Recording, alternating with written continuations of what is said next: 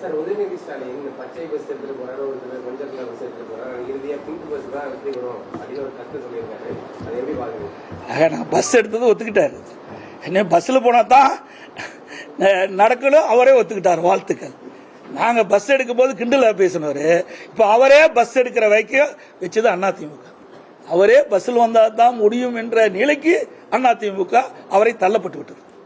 Sir, இப்போ அமித்ஷாவை நீங்க சந்திக்க போகும்போது அரசு கார்ல வரும்போது தனியார் கார்ல ஒரு தொழிலதிபரோட நீங்க வந்ததா சொல்றாங்க. நீங்க எப்படி தொழிலதிபர் நீங்க இதெல்லாம் நீங்க கெஸ் பண்ணி கேட்க கூடாது. அதாவது ஒருவர் போறது வர்றது இதையெல்லாம் நீங்க இங்கிருந்து போறீங்க, நீங்க யாரோட போறன்னு கேள்வி கேட்டேன்னா இங்க வர்றதுதான் பார்க்கணும். உள்துறை அமைச்சரை சந்திப்பதை மட்டும்தான் நீங்க கேட்கணும். அதுக்கு பிறகு அவள் கால நேரம் ஆகின்ற பொழுது இருக்கின்றவர்கள் சாப்பாட்டுக்கு போகணும், அவங்க ஏற்பாடு பண்ணியிருக்கிறாங்க, அவர்கள் போய் நீங்கள் போய் சாப்பிடுங்க, நேரம் ஆகுது. அவர் சில டிஸ்கஷன் இருந்தார், அதை முடிச்ச பிறகு என்னை அழைத்து பேசுவதாக சொன்னார்.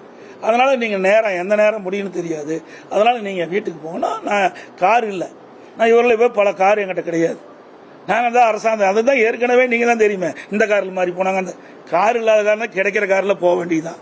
நான் அவர்கள் மாதிரி பெரிய தொழிலதிபர் கிடையாது, அவர்கள் மாதிரி ட்ரெஸ்ட்டில் பல கோடி பல்லாயிரக்கணக்கான கோடி எனக்கு கிடையாது. அதனால தான் நீங்க இதெல்லாம் செய்வேன்னு சொல்லிதான் அரசாங்க காரில் எடுத்துட்டு போனேன், புரியுதுங்களா?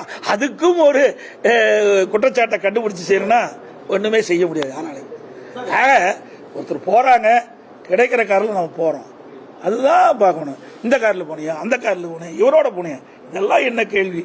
அப்படியே ஸ்டாலின் கேள்வி கேட்குறீங்களா? வெளிநாட்டில் போனார்ல, எவ்வளவு வெளிநாட்டில் போனார், என்னென்னலாம் பண்ணார், எதையாவது ஒரு தொலைக்காட்சியில் ஒரு பத்திரிகையில் வெளியில் வந்ததா? சிந்திச்சு பாருங்க.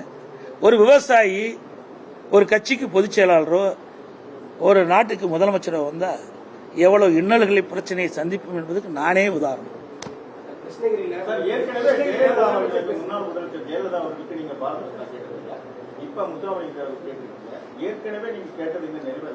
அதாவது நான் தென் மாவட்டத்தில் சென்றிருக்கும் போது அங்கு இருக்கின்ற மக்கள் வைத்த கோரிக்கை, அந்த கோரிக்கையை நீங்கள் மத்திய அரசுக்கு தெரிவிக்க வேண்டும் என்று கோரிக்கை வச்சாங்க. அந்த கோரிக்கையின் அடிப்படையில் நான் மத்திய அமைச்சர் அவர்களை சந்தித்து இந்த மரியாதைக்குரிய போற்றுதற்குரிய ஐயா பசுமன் முத்துராமலிங்க தேவருடைய அவருக்கு இந்திய நாட்டின் உயர்ந்த விருதான பாரத ரத்னை வழங்க வேண்டும் என்று கோரிக்கை கடிதம் கொடுத்திருக்கிறேன். நீட் தேர்வு குறித்து இப்ப நிறைவேற்ற முடியாத சூழல் இருக்குன்னு கிருஷ்ணகிரியில பேசும்போது முதலமைச்சர் அவரே ஒப்புக்கொண்டாரு. அதை எப்படி பாத்தீங்க? நீட் தேர்வு நிறைவேற்ற முடியாதுன்னு நிறைவேற்றுவோம் அப்படின்னு சொன்னாரு, நீட் தேர்வை ரத்து பண்ணணும்னு சொன்னாரு, ஆனா ரத்து செய்ய முடியாத இருக்கு அப்படின்னு அவரே சொல்லியிருக்காரு. எப்படி பாக்குறீங்க? இது ஏமாற்று வேலை என்றது நாட்டு மக்கள் புரிஞ்சுட்டாங்க. இது ஏமாற்று வேலை. திரு ஸ்டாலின் அவர்கள் சொல்வது பொய்யான செய்தி என்பது நாட்டு மக்களுக்கு அவரே அம்பலப்படுத்தி விட்டார். நான் ஏற்கனவே தான் இதை சொன்னேன். 2021 சட்டமன்ற பொதுத் தேர்வு தான் தெரியும். உச்சநீதிமன்றத்தில் தீர்ப்பு வந்துவிட்டது.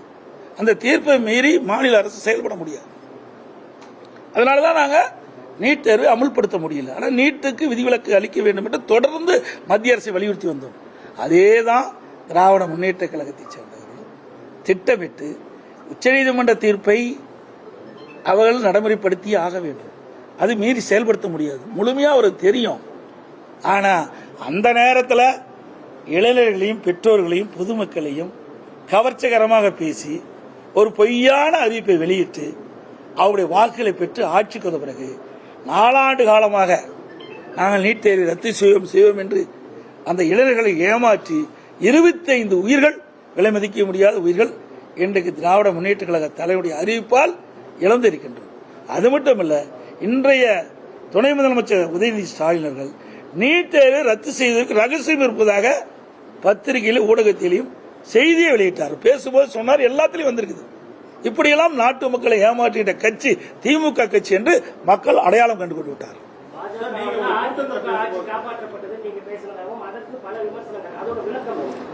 ஏங்க, நான் ஆட்சி பொறுப்பேறும் போது உங்க ஊடகம் கூட தானே பேசுனீங்க, எல்லாரும் சேர்ந்து தானே எவ்வளவு பண்ணீங்க. ஒரு சாதாரண விவசாயிக்கு ஒருத்தர் சப்போர்ட்டே பண்ணலையே. 3 மாசத்துல இருக்கு, 4 மாசத்துல போய் 6 மாசத்துல போய் ஆட்சி இழந்துருவார் அப்படின்னு எல்லா எதிர்கட்சியும் சொல்லும் போது இந்த ஊடகமும் அதுதானே பிரதிபலிச்சிங்க. ஒரு விவசாயி வந்திருக்காரு, பரவாயில்ல நல்ல ஆட்சி புரிவார்னு ஒருத்தராவது சப்போர்ட் பண்ணீங்களா? இல்லையே. எங்களுடைய திறமை, எங்களுடைய சட்டமன்ற உறுப்பினர் முழுமையாக எங்களுக்கு ஆதரவு கொடுத்தாங்க, மூத்தரெல்லாம் கொடுத்தாங்க. மத்திய அரசு கேட்கின்ற திட்டத்துக்கு அனுமதி கொடுத்தாங்க, கேட்கின்ற நிதியை கொடுத்தாரு. யாரெல்லாம் எங்களை பற்றி விமர்சனம் பண்ணார்களோ அவர்களெல்லாம் எதிரிகளாம் மூக்கு மேல் விரல் வைத்து பாராட்டுகின்ற அளவுக்கு நிறைய திட்டங்களை கொண்டு வந்து நிறைவேற்றி நாட்டு மக்களின் நன்மதிப்பை பெற்றோம். அதனால தான் சொன்னேன், 4 ஆண்டு காலமாக சிறப்பான ஆட்சி நடப்பதற்கு இன்றைக்கு மத்திய அரசு பல்வேறு வழிகளில் உதவி செய்யப்பட்டது. அந்த அடிப்படையில் தான் அந்த கருத்தை சொன்னேன்.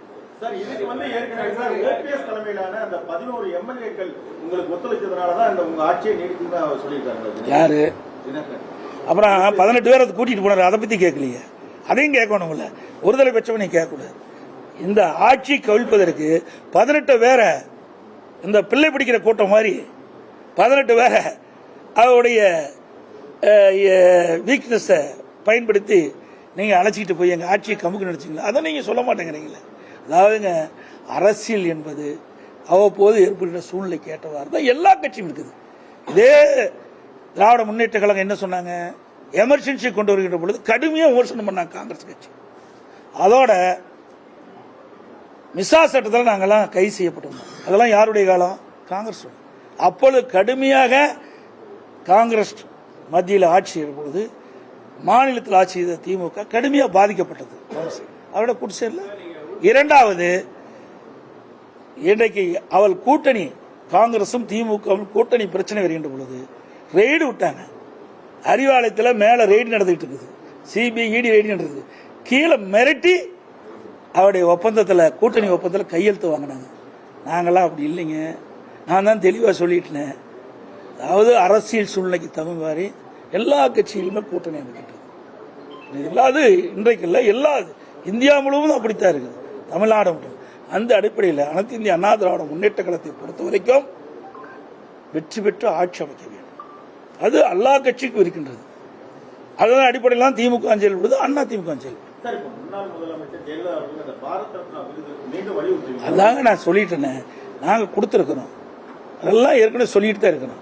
ஆனால் அந்த கொடுக்கிற நிலையில் மத்திய அரசாங்கம் அதை பரிசீலிப்பு தான் சொல்லிக்கிறேன்.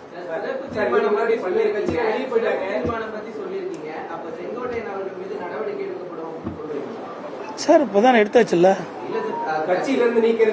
அது தலைமை முடியும்.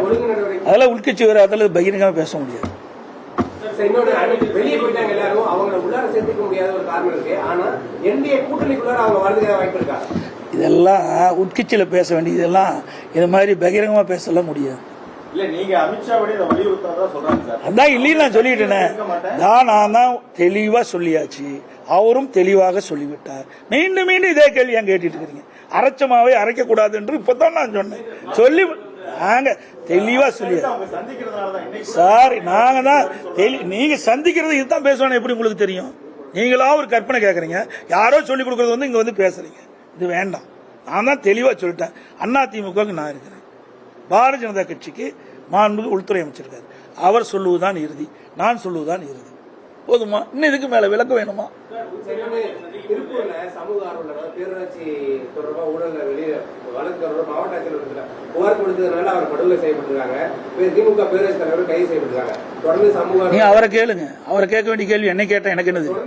அதாங்க, எனக்கு என்னை கேட்க வேண்டிய கேள்வி கேளுங்க, அவரை கேள்வி கேட்கறது அவரை கேளுங்க. அனைத்து ஊடகங்களுக்கும் பத்திரிகை நன்றி, வணக்கம்.